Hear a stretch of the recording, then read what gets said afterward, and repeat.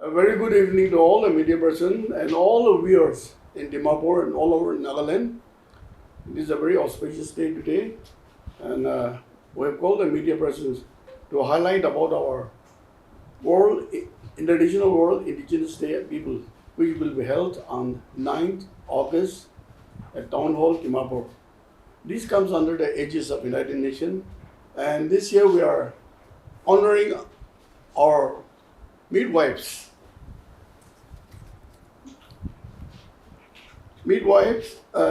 Honoring midwives, safeguarding life and well-being.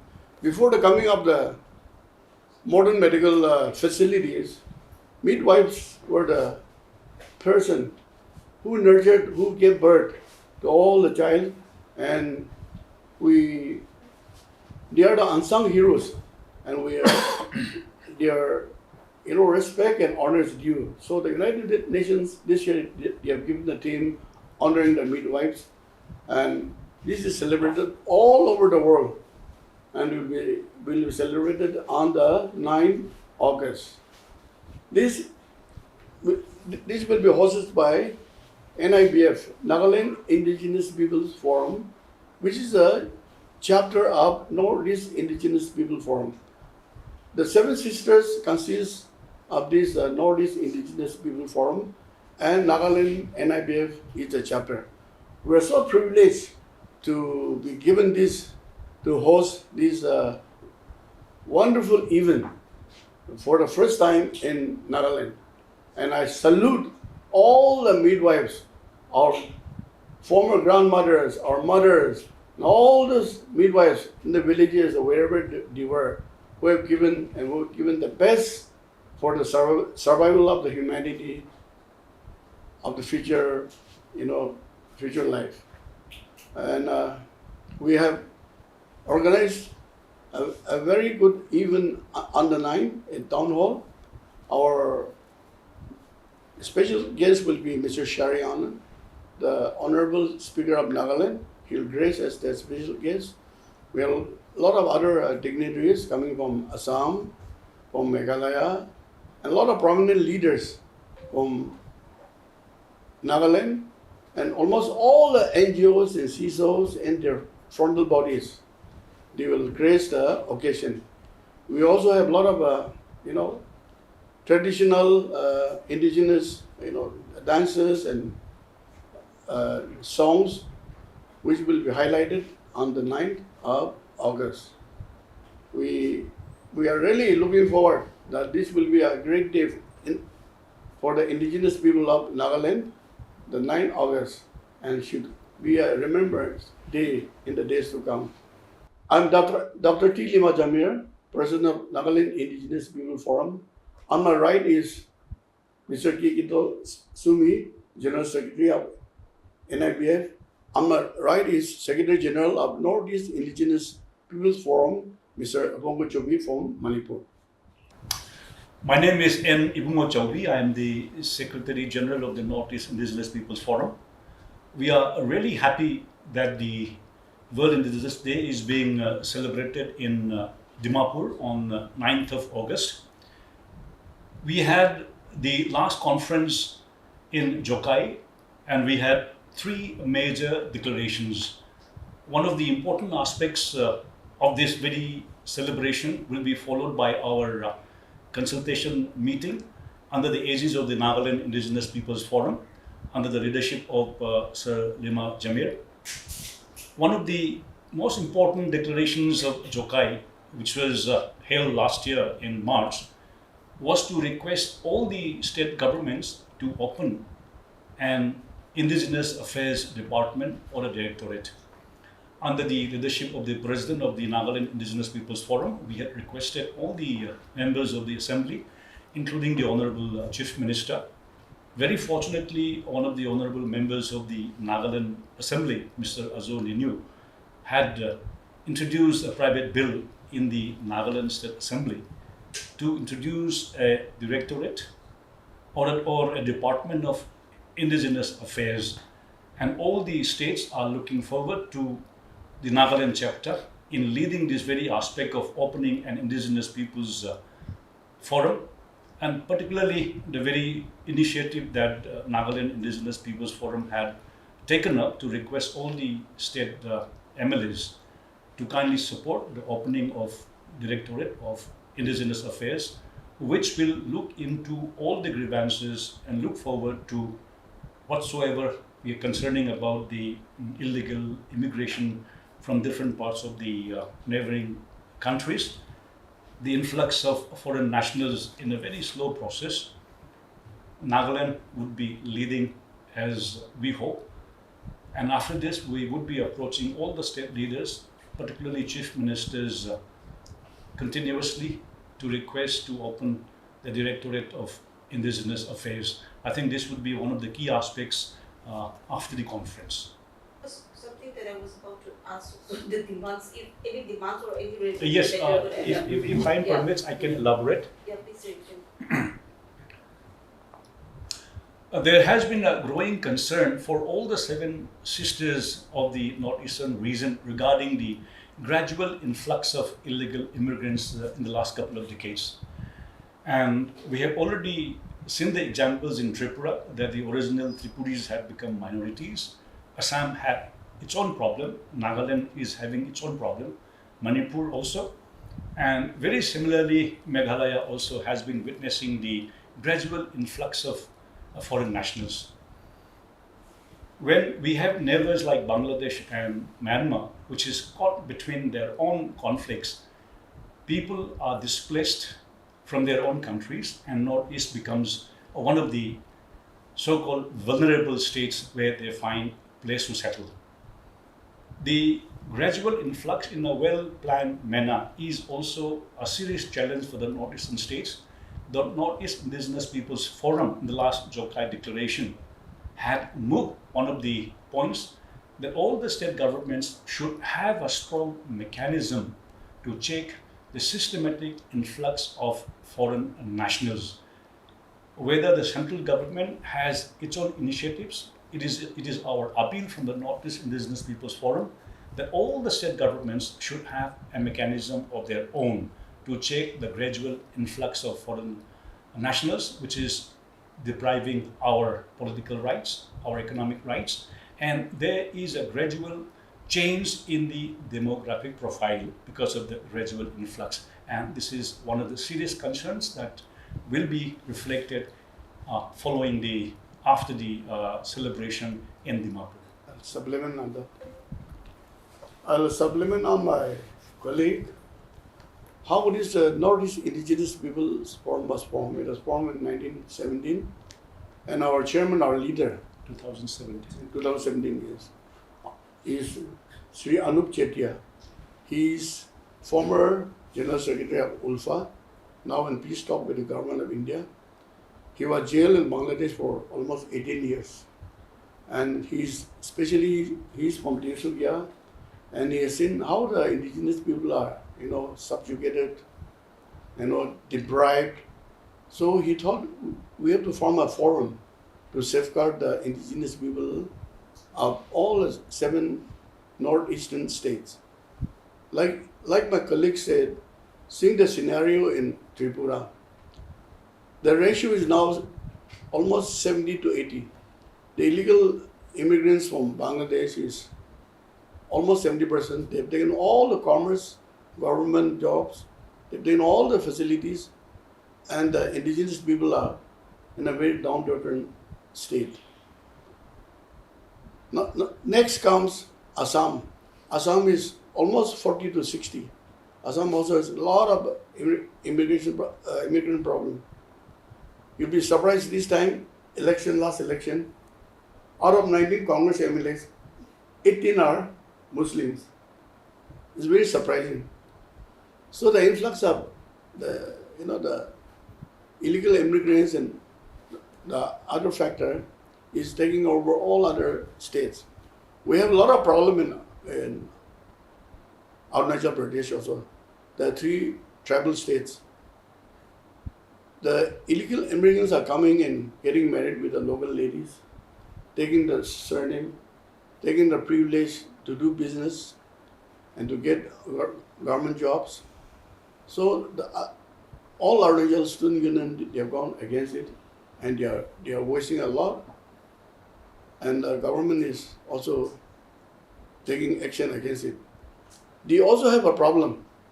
Last time, during Rajiv Gandhi's time, I think 40,000 Chakmas Buddhists from Bangladesh were rehabilitated or not Arunachal Pradesh. They are not giving the voting rights, but they also eat up into the economy of the state. So these kind of problems we are facing. Our own state, the three districts, Dimapur, Chumugadima, and Newland. I think if our young people don't, think seriously, you have a very bleak future. We have a lot of problems with the illegal immigrants in these three states.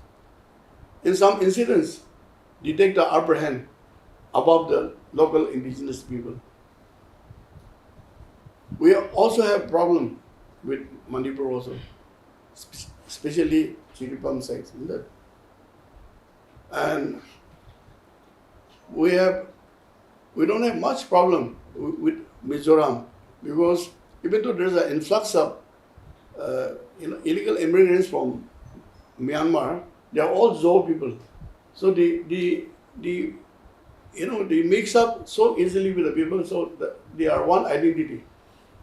So Mizoram, they don't have much problem, but the other especially three states, Assam, Arunachal Pradesh, and Tripura, the situation for the future is very grim.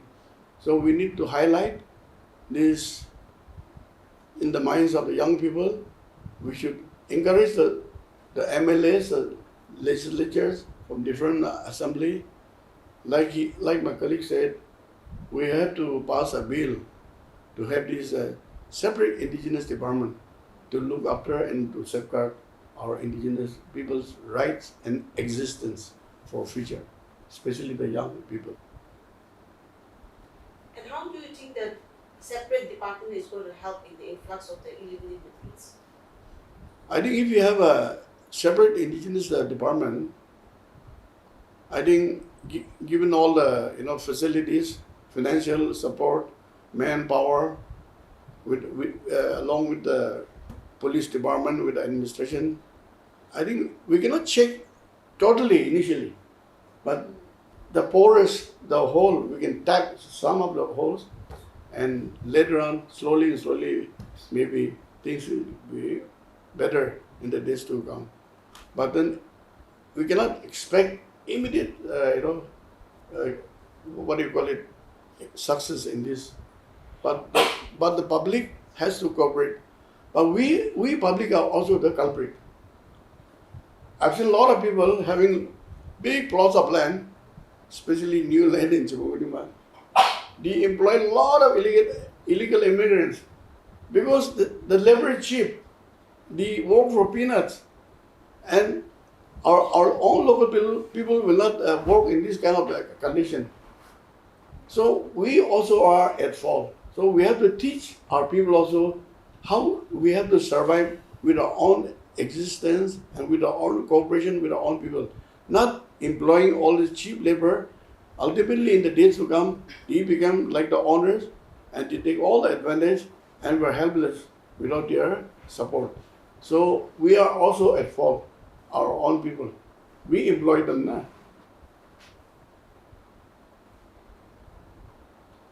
If you look at the scenario of checking of illegal immigrants in Nagaland, the CSOs and also, as well as the government is also doing some, taking steps on it. Yes. Has the Indigenous Forum been part of it? Initially, we had a meeting. Then we requested the state government, especially for this ILB and all, checking up ILB and all, and we as a part of the team, not as a official like with a power and all, but as a catalyst to support them. So government have also initiated, and after we discussed with them, the ILB was also it was formulated. And I think maybe next assembly, the government will take up the issue for better control on this issue. Okay, just a question from my end. Going back to the push for the formation of the Department of Indigenous Affairs. Yes. How do you think the formation of Department of Indigenous Affairs could tackle the program or the problem of the economic grip by the non-locals or the illegal immigrants in our state? Because as we can see, almost 70 to 80% of the economic activities are held by the non-locals or let's say illegal immigrants, if not all. So how could it tackle the economic issue? Like I said, this issue is very complex. It cannot be a magic we can, with a magic wand and do it in 1 hour or 2 hours like that. So last time, as I said, we have requested our MLA Azonino.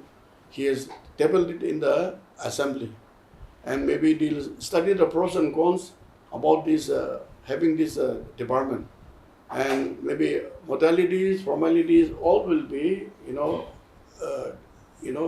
gathered from the different intellectuals. Intellectuals from the tribal leaders, indigenous leaders, and they'll think how to go about it. So I think government has to take also a very important initiative issue on this matter.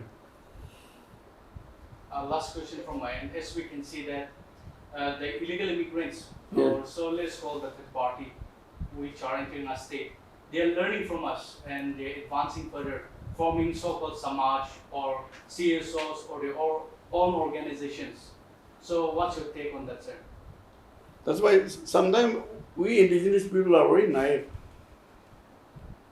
We see in the paper, we see in the YouTube, these people are forming this kind of Samaj or organization. We don't take seriously, but when it becomes serious, then only we realize that something has to be done to rectify or to stop this kind of formation. So we, especially the young people, as a society, we also should be vigilant. But the most important is you people, especially the Gen Z people like you. You have brought revolution in 4 countries: Nepal, Bangladesh, and Sri Lanka. India also nearly, the Cockroach Party has brought a lot of pressure on the government.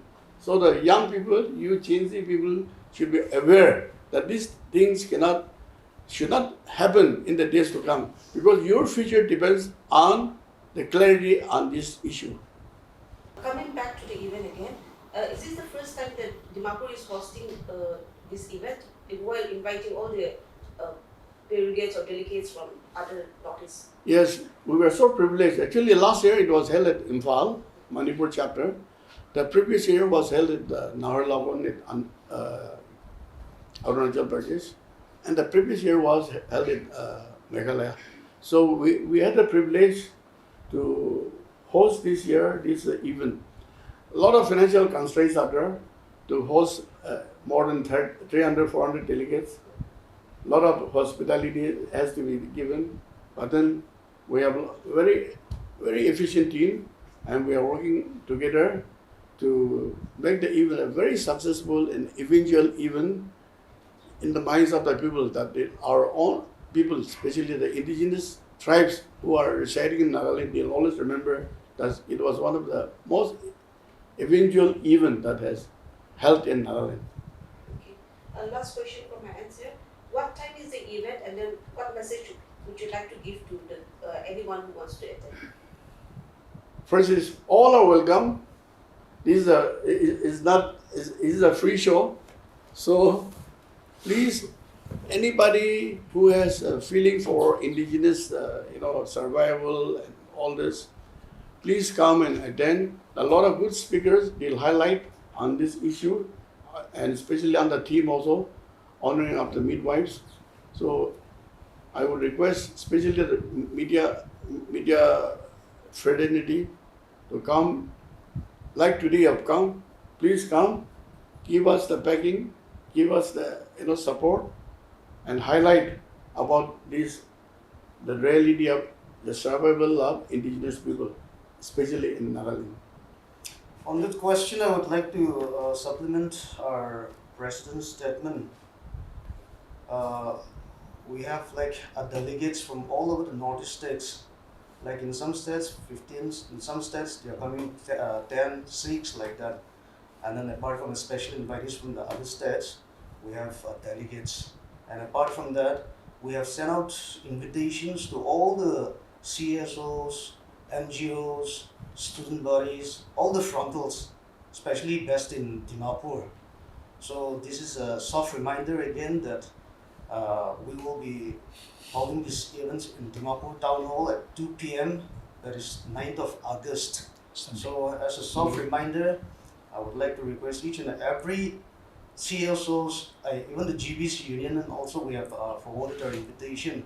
So this is going to be one of the great event, and this is not just an ordinary kind of events or a function that we're hosting, but this is for the preservation and for the safeguard of our indigenous people, and at the same time, media fraternity also. Like, you guys have been doing a wonderful job, and even on the day, we are stretching out a special invitation to all of you to come and be a part of that occasion.